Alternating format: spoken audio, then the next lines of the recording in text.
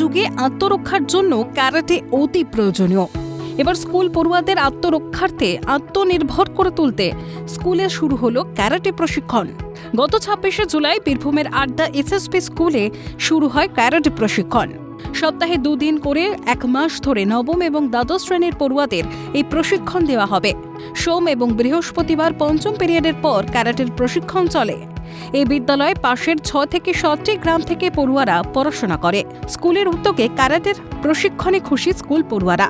আমরা একাই যে বিকেলবেলায় টিউশন থেকে আসছি, কোনো সময় রাত্রি হয়ে যায়, মা বাড়ির লোকে চিন্তা করে সে আসার জন্য নিজেকে কিভাবে রক্ষা করতে হয়, বা আমার বান্ধবী বিপদে পড়লে তার সাহায্যে কিভাবে ছুটে যেতে হয়, তাই আমরা এখানে শিখছি। সবাই মিলে এসে আমরা এই ক্যারাটে শিখছি। শিখে তো আমার খুবই আনন্দ লাগছে। এবার আমি নিজে একটা সাহস করে দিয়ে বেরোতে পারবো একা একা বাড়ি থেকে, এটা একটা।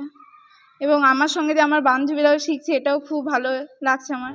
পড়াশোনার পাশাপাশি ক্যারাটে প্রশিক্ষণ অত্যন্ত জরুরি বলেই মনে করেন স্কুলের শিক্ষক শিক্ষিকা। ক্যারাটে প্রশিক্ষণটা সত্যি ভীষণ জরুরি, এবং ক্যারাটে প্রশিক্ষণের আগে যে ওদেরকে ব্যায়ামগুলো করানো হচ্ছে বিভিন্ন রকম, সেগুলো ওদের শরীরের জন্য খুব ভালো। কোন ক্লাস হচ্ছে? 9, 10, 11, 12 সপ্তাহে 2 দিন করে হচ্ছে। ক্যারাটে প্রশিক্ষণের ফলে খুব সহজেই যে কোনো জটিল পরিস্থিতি থেকে পড়ুয়ারা নিজেদের রক্ষা করতে পারবে বলে জানান ক্যারাটে প্রশিক্ষক।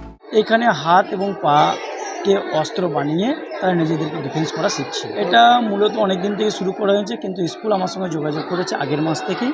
তো আজ 2 দিন এই ক্লাসটা করানো হচ্ছে। আমি যতটা শিখেছি আর যতটা দিচ্ছি, তাতে তারা নিজেদেরকে সেভ করার একটা সুযোগ পাচ্ছে, এবং যথেষ্ট তারা কিন্তু নিজেদের যে কোনো জায়গা থেকে, যে কোনো সিচুয়েশন থেকে তারা বেরিয়ে আসতে পারে। জাপানের ওকিনাওয়ার বাসিন্দা গিচিন ফুনাকোসি সোতোকান ক্যারাটের প্রতিষ্ঠাতা, যাকে আধুনিক ক্যারাটের জনকও বলা হয়। ক্যারাটের মাধ্যমে যেমন আত্মরক্ষার্থে আত্মনির্ভরশীল হওয়া যায়, তেমনই নিয়মিত ক্যারাটে প্রশিক্ষণের ফলে স্নায়ুবিক জ্ঞান, মনোযোগ, স্মৃতিশক্তি এবং শেখার উন্নতিতেও সাহায্য করে। বীরভূম থেকে ভোলানাথ চক্রবর্তীর রিপোর্ট, ক্যালকাটা নিউজ।